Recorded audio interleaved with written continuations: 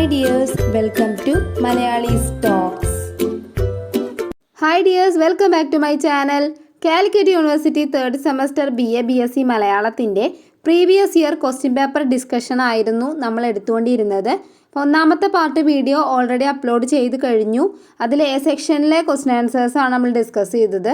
അപ്പോൾ ഇന്ന് നമ്മൾ ചെയ്യാൻ പോകുന്നത് Bയും Cയും സെക്ഷനിലെ ക്വസ്റ്റ്യൻ ആൻസേഴ്സ് ആണ്. അപ്പോൾ എല്ലാവരും വീഡിയോ കാണുന്നതിന് മുമ്പേ ഒന്ന് ചാനൽ സബ്സ്ക്രൈബ് ചെയ്യുക.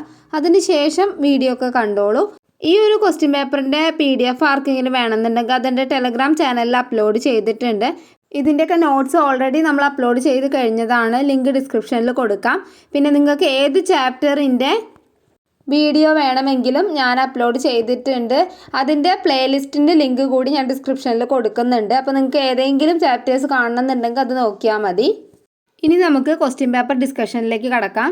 അതിൽ B സെക്ഷൻ എന്ന് പറയുന്നത് 5 മാർക്കിൻ്റെ ക്വസ്റ്റ്യൻ ആണ്.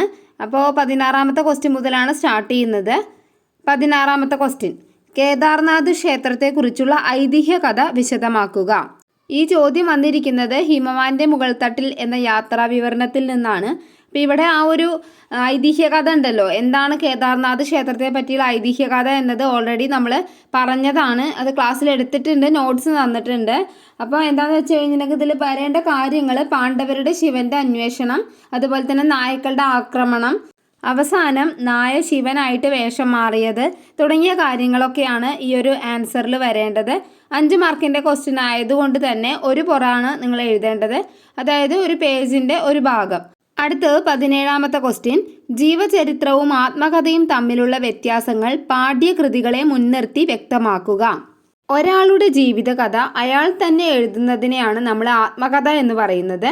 എന്നാൽ ഒരാളുടെ ജീവിതകഥ മറ്റൊരാൾ എഴുതുന്നതാണ് ജീവചരിത്രം എന്ന് പറയുന്നത്.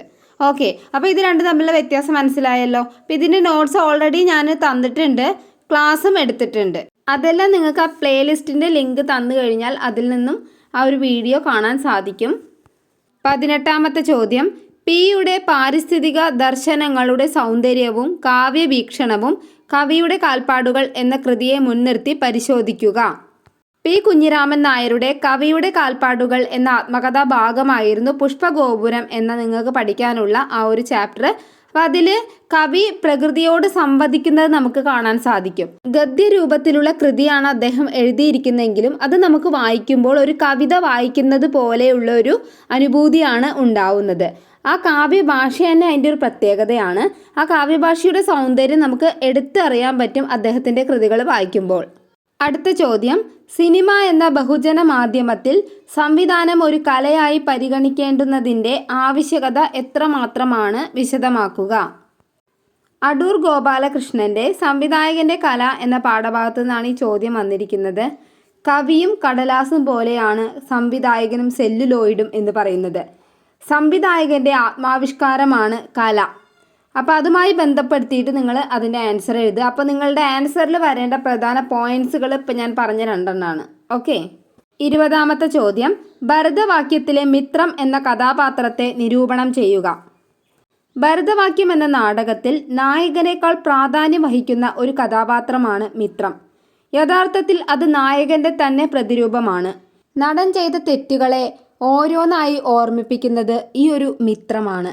അതുപോലെ തന്നെ ഈ ഒരു മിത്രം എന്ന് പറയുന്നത് നാടകത്തിൻ്റെ ഗതി തന്നെ മാറ്റിമറിക്കാൻ കഴിവുള്ള ഒരാളാണ്. നാടകത്തിൻ്റെ ഗതി മിത്രത്തെ ചുറ്റിപ്പറ്റിയാണ്. അടുത്ത ചോദ്യം, കലർപ്പുകളില്ലാതെ മറകൾ സൃഷ്ടിക്കാതെ ഹൃദയം കൊണ്ടെഴുതിയ ഓർമ്മക്കുറിപ്പാണ് ഇവൻ എൻ്റെ പ്രിയ CJ, വിലയിരുത്തുക. റോസി തോമസിൻ്റെ ഭർത്താവായ CJ തോമസിനെ കുറിച്ചുള്ള ഓർമ്മകളാണ് ഇവൻ എൻ്റെ പ്രിയ CJ എന്ന പുസ്തകത്തിലൂടെ പങ്കുവച്ചിരിക്കുന്നത്. തീർത്തും വൈകാരികമായ ഒരു തുറന്നെഴുത്ത് തന്നെയാണ് ആ ഒരു കൃതി എന്ന് പറയുന്നത്. അതിലൊരു കലർപ്പുകളുമില്ല. പരിശുദ്ധമായ പ്രണയം, പരിശുദ്ധമായ സ്നേഹമാണ്.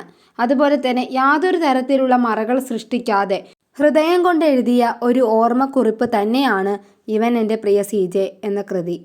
22ാമത്തെ ചോദ്യം, സദാചാര ബോധങ്ങളിൽ നിന്നുണ്ടായ ഭയപ്പാടുകളിലും ആത്മസംഘർഷങ്ങളിലും ഉഴലുന്ന മനുഷ്യ ജീവിതങ്ങളുടെ തകർച്ചയാണ് പെരുന്തച്ചൻ എന്ന തിരക്കഥ. പരിശോധിക്കുക. സമൂഹത്തിലെ വിവിധ തരത്തിലുള്ള അവസ്ഥകൾ ബന്ധങ്ങളെ തമ്മിൽ അകറ്റുന്നതിന് ഏറ്റവും വലിയ ഉദാഹരണമാണ് ആ ഒരു പെരുന്തച്ചൻ എന്ന സിനിമയിലെ അച്ഛനും മകനും. അതുപോലെ തന്നെ പെരുന്തച്ചൻ്റെ ഉള്ളിലെ മാനസിക സംഘർഷങ്ങൾ അത് വളരെ മനോഹരമായ രീതിയിൽ ആ സിനിമയിലൂടെ ചിത്രീകരിക്കപ്പെട്ടിട്ടുണ്ട്. ഇനി നമുക്ക് ഈ ഒരു തിരക്കഥ എന്താണെന്ന് മനസ്സിലാക്കിയതിന് ശേഷം ഇതിൻ്റെ ഉത്തരം എഴുതിയാൽ മതി. തിരക്കഥ ഞാൻ ഓൾറെഡി ചാനലിൽ അപ്ലോഡ് ചെയ്തിട്ടുണ്ട്. എല്ലാവരും ഒന്ന് കണ്ടു നോക്കുക.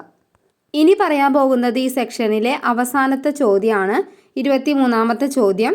ശക്തമായ സാമൂഹിക വിമർശനത്തിൻ്റെയും ഹൃദയനൊമ്പരത്തിൻ്റെയും അടയാളപ്പെടുത്തലാണ് ഒരച്ഛൻ്റെ ഓർമ്മക്കുറിപ്പുകൾ എന്ന കൃതി. വിശദമാക്കുക. ഈച്ചര വാര്യരുടെ ഒരച്ഛൻ്റെ ഓർമ്മക്കുറിപ്പുകൾ എന്ന കൃതിയിൽ രാജൻ കൊലക്കേസിലെ കേൾക്കാത്ത കഥകൾ നമുക്ക് കാണാൻ സാധിക്കുന്നു. പോലീസുകാർ പിടിച്ചുകൊണ്ടുപോയ സ്വന്തം മകനെക്കുറിച്ച് യാതൊരു വിവരവുമില്ലാതെ അവനെ ഒരു നോക്ക് കാണാൻ പോലും സാധിക്കാത്ത ആ അച്ഛൻ്റെ ഹൃദയ നൊമ്പരങ്ങൾ ആ ഒരച്ഛൻ്റെ ഓർമ്മക്കുറിപ്പുകൾ എന്ന കൃതിയിലൂടെ വെളിപ്പെടുത്തുകയാണ്.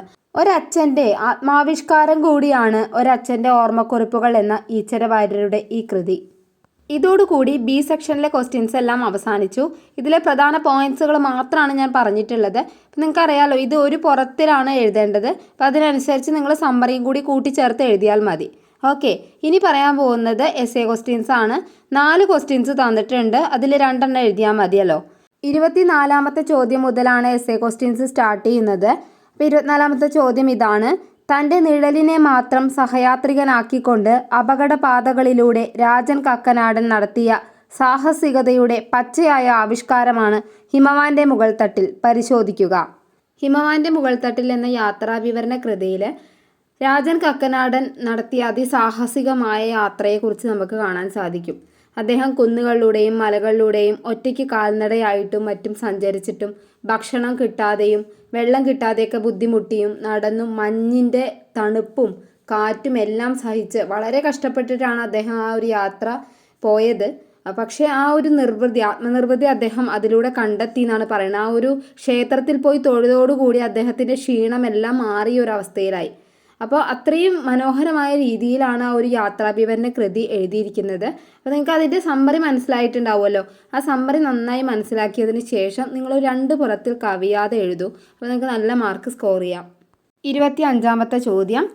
മലയാള തിരക്കഥാ രംഗത്തെ വേറിട്ട വ്യക്തിത്വമാണ് MT വാസുദേവൻ നായർക്കുള്ളത്. പെരുന്തച്ചൻ എന്ന തിരക്കഥയെ ആസ്പദമാക്കി ചർച്ച ചെയ്യുക. ഈ ഒരു ക്വസ്റ്റ്യൻ പെരുന്തച്ചൻ എന്ന ആ ഒരു തിരക്കഥയെ ആസ്പദമാക്കിയാണ് എഴുതേണ്ടത്. അപ്പോൾ പെരുന്തച്ചൻ എന്ന തിരക്കഥയുടെ സമ്മറി നന്നായി മനസ്സിലാക്കി വെക്കുക. സിനിമ പറ്റുമെങ്കിൽ ഒന്ന് കണ്ടാൽ കുറച്ചുകൂടി നന്നായിരിക്കും. അപ്പോൾ അത് വെച്ച് വേണം നിങ്ങളിതിൻ്റെ ആൻസർ എഴുതാൻ. 26ാമത്തെ ചോദ്യം. സാമുദായിക അസമത്വങ്ങളോടുള്ള എതിർപ്പും നവോത്ഥാന ആശയങ്ങളുടെ പ്രതിഫലനവുമാണ് കണ്ണീരും കിനാവും എന്ന ആത്മകഥ. വിശദമാക്കുക. നമ്പൂതിരി സമുദായത്തിൽ നിലനിന്നിരുന്ന അനാചാരങ്ങളും അന്ധവിശ്വാസങ്ങളും എടുത്തു കാണിക്കുന്ന, അതിനെതിരെ ഒരു പ്രതികരണം എന്ന നിലയിൽ വന്നിരുന്ന ഒരു കൃതിയാണ് കണ്ണീരും കിനാവും എന്ന VT ഭട്ടതിരിപ്പാടിൻ്റെ കൃതി. അപ്പോൾ ആ ഒരു കൃതി വായിക്കുമ്പോൾ തന്നെ നമുക്കതിൽ നിന്ന് മനസ്സിലാക്കാൻ സാധിക്കും സാമുദായിക അസമത്വങ്ങളോടുള്ള എതിർപ്പിനെ കുറിച്ചും അതിനോടൊപ്പം തന്നെ നവോത്ഥാന ആശയങ്ങൾക്കുള്ള പ്രതിഫലനവും നമുക്കതിൽ കാണാൻ സാധിക്കും. എങ്ങനെയൊക്കെ ആ ഒരു മാറ്റം പ്രതീക്ഷിക്കുന്നു, എങ്ങനെയൊക്കെ അതിൻ്റെ ഒപ്പം ചേരാം എന്നൊക്കെയായിരുന്നു VT ചിന്തിച്ചിരുന്നത്. അത് അദ്ദേഹത്തിൻ്റെ പ്രവൃത്തിയിലൂടെ തന്നെ പ്രാവർത്തികമാക്കിയിട്ടുമുണ്ട്. അപ്പോൾ അത് ഉൾപ്പെടുത്തി വേണം നിങ്ങളതിൻ്റെ ആൻസർ എഴുതാൻ. ഏറ്റവും അവസാനത്തെ ചോദ്യം 27ാമത്തെ. മലയാള നാടക ചരിത്രത്തിൽ തനതു നാടകങ്ങൾക്കുള്ള പങ്കെന്ത് വിവരിക്കുക. അപ്പോൾ നമുക്ക് എല്ലാവർക്കും അറിയാം, തനത് നാടക ദർശനം എന്ന ലേഖനത്തിൽ എങ്ങനെയാണ് നമ്മുടെ കേരളത്തിന് സ്വന്തമായ ഒരു രംഗകലാ പാരമ്പര്യം വന്നത് എന്ന് എടുത്തു കാണിക്കുന്നുണ്ട്. പ്രധാനമായിട്ടും G. ശങ്കരപിള്ള, കാവാലം നാരായണ പണിക്കർ എന്നിവരുടെയൊക്കെ പ്രവർത്തന ഫലമായിട്ടാണ് തനത് നാടകവേദി എന്നൊരു സങ്കല്പം വന്നിട്ടുള്ളത്. അപ്പം അതുമായി ബന്ധപ്പെട്ട് എങ്ങനെയൊക്കെ അവർ പ്രവർത്തിച്ചു, ഏത് തരത്തിലുള്ള നാടകങ്ങളൊക്കെയാണ് അതിനൊപ്പം നിന്നത് എന്നീ കാര്യങ്ങളൊക്കെ ഉൾപ്പെടുത്തിയിട്ട് നിങ്ങളിതിൻ്റെ ആൻസർ എഴുതുക. അപ്പോൾ ഈ ഒരു ക്വസ്റ്റ്യൻ പേപ്പറിൽ ഞാൻ പറഞ്ഞില്ലേ, എസ്എ ക്വസ്റ്റ്യൻസ് എപ്പോഴും നിങ്ങൾ സമ്മറി ബേസ് ചെയ്തിട്ടുള്ള ക്വസ്റ്റ്യൻസ് ആണ്. അപ്പോൾ അത് നന്നായി വായിച്ചാൽ തന്നെ നിങ്ങൾക്ക് അത് എഴുതാനായിട്ട് സാധിക്കും. ഓക്കെ, അപ്പോൾ ഇത്രയേ ഉള്ളൂ. ക്വസ്റ്റ്യൻ പേപ്പർ ഡിസ്കഷൻ ഇവിടെ അവസാനിച്ചിരിക്കുകയാണ്. ഇനി ഞാൻ എല്ലാ കൊല്ലവും ഇടുന്നത് പോലെ തന്നെ ഷുവർ ക്വസ്റ്റ്യൻസിൻ്റെ ഒരു വീഡിയോ ആയിട്ട് ഉടനെ ഞാൻ വരുന്നതാണ്. അപ്പോൾ അപ്പോഴേക്കും എല്ലാവരും എൻ്റെ ചാനലൊക്കെ ഒന്ന് സബ്സ്ക്രൈബ് ചെയ്ത് വെക്കുക, ഫ്രണ്ട്സിന് ഷെയർ ചെയ്ത് കൊടുക്കുക. Thank you for watching.